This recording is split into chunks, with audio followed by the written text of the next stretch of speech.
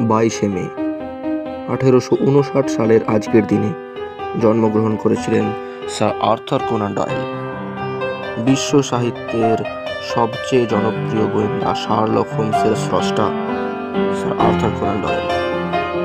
সারা জীবনে শার্লক হোমসকে নিয়ে বেশ কয়েকটি চিরস্মরণীয় উপন্যাস এবং গল্প তিনি রচনা করে গেছেন।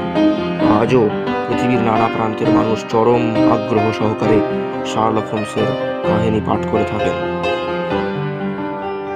পৃথিবীর পরিবেশ এবং পরিস্থিতি আজ অনেকখানি পাল্টে গেলেও শার্লক হোমসের গল্পের জনপ্রিয়তা এতটুকুও কমেনি।